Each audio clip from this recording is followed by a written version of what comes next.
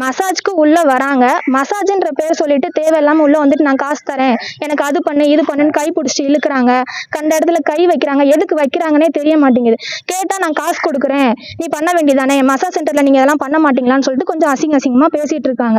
எவ்வளவோ நாங்களும் சொல்றதுக்கு ட்ரை பண்றோம் சார். மசாஜ் இது நாங்க எல்லாமே சர்டிபிகேட், லைசன்ஸ் எல்லாமே வச்சு நடத்திட்டு இருக்கோம். நாங்க சொல்லி அவங்க தேவையில்லாம கை பிடிச்சி இழுக்கிறாங்க, ட்ரெஸ் பிடிச்சி இழுக்கிறாங்க, கண்ட இடத்துல கை வச்சிட்டு இருக்காங்க, வெளியே போக விட மாட்டாங்க.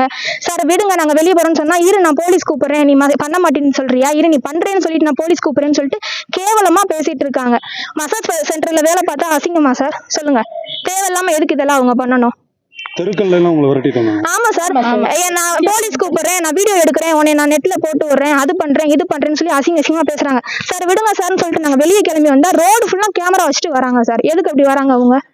என்ன சொல்லி மிரட்டினாங்க? நான் வீடியோ எடுக்கிறேன், நீ இது பண்ண மாட்டேல, நீ பண்ணலன்னு சொல்லிட்டு நான் சொல்றேன், ரிப்போர்ட்ல நான் போய் சொல்றேன், அப்படிதான் சொல்றாங்க. நான் ரிப்போர்ட்டர், நான் ஸ்டேஷன்ல இருந்து வரேன் அப்படின்னு சொல்றாங்க.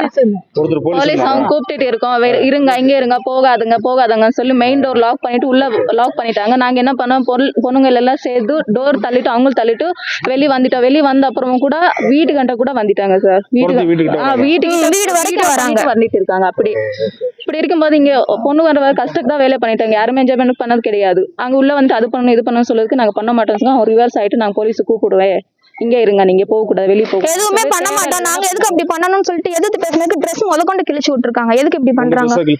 ட்ரெஸ் முதற்கொண்டு கிழிச்சு விடுறாங்க. ட்ரெஸ் இப்போ அப்ப ரோட்ல ரெண்டுக்கு விரட்டி ட்ரெஸ் எல்லாம் விரட்டி வீடு வரைக்கும் வராங்க. நில்லுன்னு சொல்லிட்டு அமௌண்ட்லாம் எதுவும் கொடுக்கல சார்.